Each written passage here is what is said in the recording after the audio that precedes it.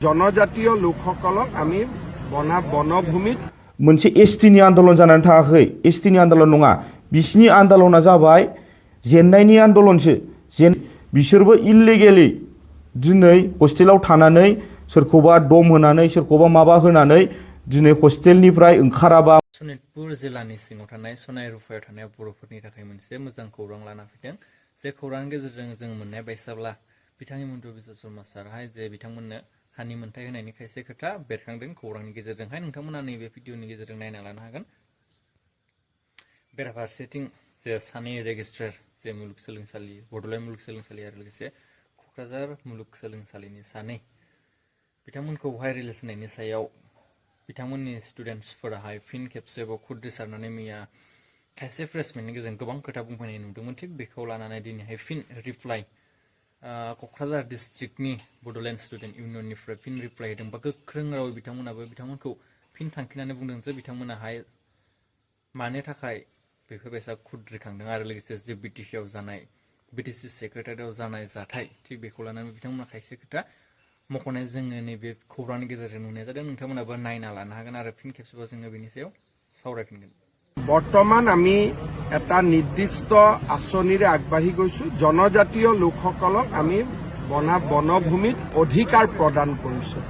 তেওঁলোকৰ উচ্ছেদৰ কথাটো অহা নাই সোণাই ৰূপাই যেহেতু বড়ো সম্প্ৰদায়ৰ লোক আছে তেওঁলোকক ফৰেষ্ট আইন অনুসৰি আমি তেওঁলোকক ভূমি পট্টা দিয়াৰ ব্যৱস্থা কৰিছো ভূমিপুত্ৰ হিচাপে তেওঁলোকে ফৰেষ্ট আইন 2005 চনৰ ফৰেষ্ট আইন মতে জনজাতি লোকসকলে বনভূমিত पट्टा पाबो नै मैयासो थांनाय जा बड'लेण्ड मुलुगसोलोंसालि आरो क'क्राझार मुलुगसोलोंसालिनि गोदानै एपइन्टमेन्ट मोननाय रेजिस्टार सानै बिथांमोनखौ जोङो वेलकाम खालामो मानो होनोबा जोङो बिसोर सानैखौ जोङो मिन्थियो बिसोर सानैया सिगांनिफ्रायनो डक्टर बनबिना ब्रह्मआ क'क्राझार मुलुगसोलोंसालिनि सिगाङाव बियो प्रिन्सिपालमोन क्राइटेरिया हिसाबै बिसो दिनै रेजिस्टार जाखानांगौमोन बे हिसाबै बियो दिनै रेजिस्टाराव जाबाय आरो डक्टर प्रहलाद बसुमतारी बिथाङाबो 2020 नि सिगां बिथाङाबो रेजिस्टार खामोन दा बिथांमोनहा दिनै रेजिस्टार जानायाव जोंहा बिसोर सानैखौ वेलकाम खालामो आरो इबसुआ बेखौ होननो थांगासिनो दङ दे बिसोर सानैया पलिटिकेलि नि थाखायसो दिनै रेजिस्टार जानो मोनदों किन्तु बे खोथाया नङा मानो होनोबा दिनै जाय रेजिस्टार दिनै बोख्लाय जादों गावसिनि बिबाननिफ्राय बिसोर दिनै फेलियर जानायनि थाखायसो बिसोरो बोखार जादों मानो होनोबा जोंनि बिटिसि बायदिखौ दिनै बुख्रुब सुख्रुब खालामलांबाय बड'लेण्ड इउनिभारसिटिनि स्टुडेन्टफ्रा दिनै मानो बिसोरो लिगेलि मानो दिनै तदन्त खालामाखै लिगेलि मानो एक्सन लायाखै दिनै घटना जाखांनायनि उनावबो दिनै मानो बिसोरो जेबो नायबिजिराखै आरो बिनि सायाव 2024 आवबो जा इलेक्सन जादोंमोन स्टुडेन्ट इउनियन इलेक्सन बेहायबो खाग्रामा महिलारिनि देबरगाव गामियाव दिनै बै समावबो गन्डगल जानानै थांदों सोरबा गारि बुख्रुबलायदों सोरखौबा लावथि लाना होसोलायनाय सोरखौबा बुलायलायनाय जादों बे टाइमावबो दिनै रेजिस्टार सासे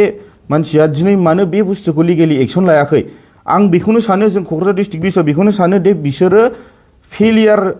सासे फेलियर रेजिस्टार जानानै थांदों बिनिखायनो दिनै चेन्सेलरा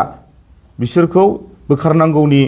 फरजायाव फैदों बे मोनसे लिगेलि प्रसेससो थांनानै दिनै चेन्सेलरा बिसिखौ होनहरनानै दिनै गोदान रेजिस्टार सायख'नाय जादों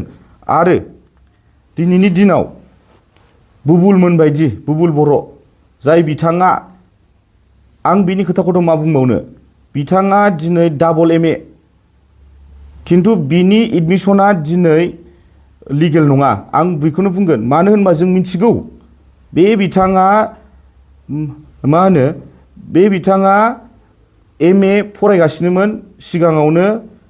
पलिटिकेल साइन्सआव किन्तु बे फेल जानानै आरो डाबल MA लाबावदों पलिटिकेल साइन्सआवनो किन्तु दिनैसिम बिदि लिगेल प्रसेस नङा दे नोङो मोनसे साबजेक्टआवनो MA खौ मोनफिननो हानाय किन्तु बे इलिगेल बुस्थु एडमिसन मोननानै दिनै रेजिस्टारानो बेखौ एडमिसन होदों दा बिनि थाखायनो बियो दिनै हस्टेलाव थानानै एबसुनि निर्देशआव हस्टेलाव थानानै दिनै बिसोरो बेखौ काउन्टार होगासिनो दङ माबा बिटिसि बुख्रुबनो बिटिसिखौ सावनो सोरबा शिबनि न'खौ सावनो बिदि खोथा बुंगासिनो दङ आरो मैयाबो जों खोनानो मोन्दों कार्बि आलं बायदि तुलिरामनि न'खौ सावनाय बायदि जोंनि बिटिसिनि हाग्रामा महिलारि शिबनि न'खौ सावगोन बिटिसिखौ बुख्रुबफिनगोन होननानै थुलुंगा होगासिनो दङ मा साहसजों बिदि बुंनो हागासिनो दङ दिनै जाय इउनिभारसिटियाव हाबनानै बिसोर बेबायदि खोथा बुंगासिनो दङ जाय हस्टेलाव थानानै बिसोर बेबायदि खोथा बुंगासिनो दङ बे इउनिभारसिटिया सोरजों लुजानाय सोरजों लाबोजानाय हाग्रामा महिलारि BPF सरखार थानायाव हाग्रामा महिलारिया बेखौ बिनानै आसाम सरकारनिफ्राय बिनानै लाबोनानै बे माबाखौ इउनिभारसिटिखौ जोंनि बड'लेण्डनि थाखाय बिनानै लाबोनानै जोंनो सोरजिहोफैदों आरो दाख्लैसो थांनाय आन्दलनाव जाय स्टुडेन्टफ्रा लिड लादोंमोन बिसोरनो दिनै हस्टेलाव थानानै सोरबा एबसुनि निर्देशआव सोरबा UPPL नि निर्देशआव बिसोरो खामानि मावगासिनो दङ आरो जों खोनानो मोन्दों जोंनाव रिपर्ट दंजोबो नेरसोनमोन बायदि बिसोरबो इललिगेलि दिनै हस्टेलाव थानानै सोरखौबा दम होनानै सोरखौबा माबा होनानै दिनै हस्टेलनिफ्राय ओंखाराबा मायाबा आन्दलनाव ओंखाराबा होननानै दंखि होननानै लाबोबाय थायो आन्दलन खालामनो खिन्थु दाख्लैहाय आन्दलन जाय जानानै थांदों बेहायबो ओइदिनखालि एग्जाम दंमोन एग्जाम टाइमाव बिसोर एग्जामखौ पस्टपन खालामहोदों एग्जाम जाहोआखै एग्जामखौ केन्सेल खालामनानै दिनै आन्दलन खालामहोदों बेहाय दिनै सासे रेजिस्टारा मानो एक्सन लायाखै जे बुस्थु गथनानि जानानै थांबाय एथ' गिदिर जोंनि एन्टि नेसनेल बायदि खामानि मावनानै थांबाय बेहायबो दिनै रेजिस्टारा मानो एक्सन लायाखै ओंखायनो जों सानो सासे रेजिस्टारा बेखौ एक्सन लायैनि थाखाय जेबो खामानि मावैनि थाखाय सासे रेजिस्टारा बे फेलियार जों गोदान फैनायनि सायाव जोङो बिराद मोजांसो मोनदों बरायदोंसो जोङो क'क्राझार डिस्ट्रिक्ट BSU निफ्राय आरो जोंनि बुबुल बर' आरो नेरसोनमोन बायदि जाफुंमोन बायदि बिसोरो सासे UPPL नि सोरबा एबसुनि टटेलि एजेन्ट जानानै खामानि मावगासिनो दङ बिसोरो दिनै खुनु फर्मेल स्टुडेन्ट नङा बिसोरो सासे इललिगेल बाबै दिनै हस्टेलाव थानानै खामानि मावगासिनो दङ आरो जाफुंहोनाय प्रेजेन्टलि GS जानानै दङ बियो अबभियासलि बियो एबसुजों सापर्ट होनानै दाख्लैसो देरहाबोनाय गथ' बिसोर एबसुखौनो नागाराखैमोन एबसु बिबानखौनो नागाराखैमोन देरहाबोनाय गथ' बिसोरो दिनै एबसुनि माइन्डेड जानानै एबसुनि निर्देशआव एबसुनि एजेन्ट बायदि दिनै खामानि मावगासिनो दङ बिसोरो दिनै बुबुल बर'मोन बायदिया मा होनोमोनलाय दिनैनि दिनाव बिसोरो गन्डगल दिनै BTC आव गन्डगल खालामनोसो दिनै बेहाय एडमिसन लानानै दङ बेहाय बिसोरो लेखा फरायनो होननानै फैयाखै ओरैनो थानानै BTC नि बड'लेण्ड इउनिभारसिटिखौ दखल खालामनानै दिनै BTC खौ गन्डगल खालामनोसो फैदों बिसिनि आन्दलना दिनैनि दिनाव मोनसे ST नि आन्दलन जानानै थाङाखै ST नि आन्दलन नङा बिसिनि आन्दलना जाबाय जेननायनि आन्दलनसो जेननायनि रिएक्सन बिसोरो सरखौ लानानै आरो बिसोरो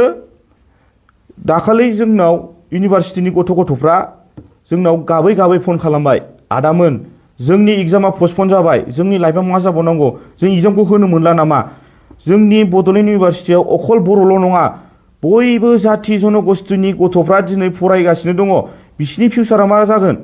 जोंनि बिदा फंबायफ्रा जोंनि फंबायफोरनि फिउचारा मा जागोन दिनै एग्जाम बन्द जाबाय थायोबा बिदि आन्दलन खालामलांबाय थायोबा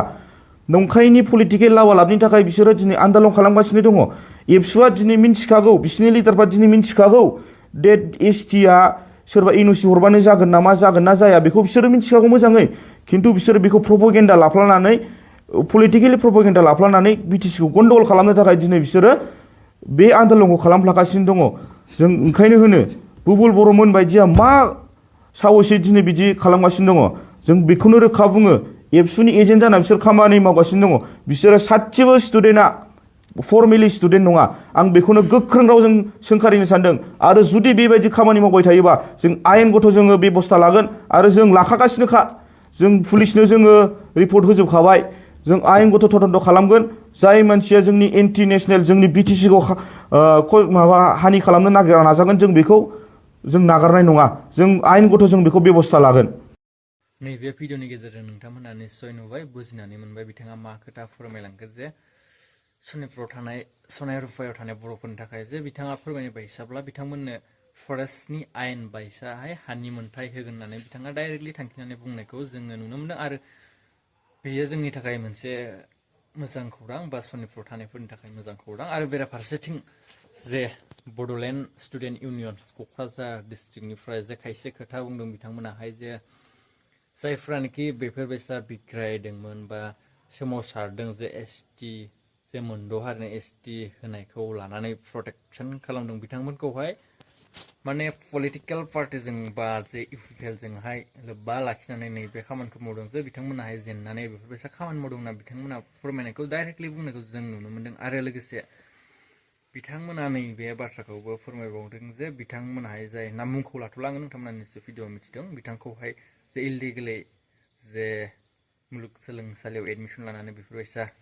हस्टेलाव थाना खामानि मावदों होननानै बिथांमोना मख'दों बेयाव आङो इमान बेसेबां सैथो आरो बेसेबां नंथां आं बेखौ बुंनो थाङा स' बिथांमोनाहाय जे बुंदों बेखौसो आं नैबे भिडिअनि गेजेरजों फोरमायदों आरो लोगोसे नोंथांमोना नैबे भिडिअनि गेजेरजों नायनानै मिथिबायानो जानांगौ बिथांमोना गोबां खोथा बुंलांबाय फोरमायलांबाय जे बिथांमोननि जे BTC सेक्रेटारियाव जानाय जाथायखौबो लानानै बिथांमोना फोरमायदों आरो लोगोसे सानै जे रेजिस्ट्रार जे निउ एपइन्टमेन्ट जाबाय बिथांमोनखौबो बिथांमोनाहाय फिन बरायदों बा वेलकाम खालामदों बेराफारसेथिं बिथांमोनाहाय जे क्वालिफाइड जाखानानै दंमोन जे आगोलावनो मावखानायनि ना बेखौबो बिथांमोना फोरमायदों भिडिअखौ बारा गोलाव खालामला निश्चय नोंथांमोना नैबे भिडिअनि गेजेरजों मिथिबाय बुजिबाय नेक्स्ट अपडेटसआव फिन लोगो मोनलायसिगोन चेनेलखौ साबस्क्राइब खालामला गोदान भिडिअ मोननाय बायसा लाइक खालामनानै शेयार खालामनो जाहाथे नैबे भिडिअनि गेजेरजों गासिबो मिथिनानै लानो हायो नेक्स्ट अपडेट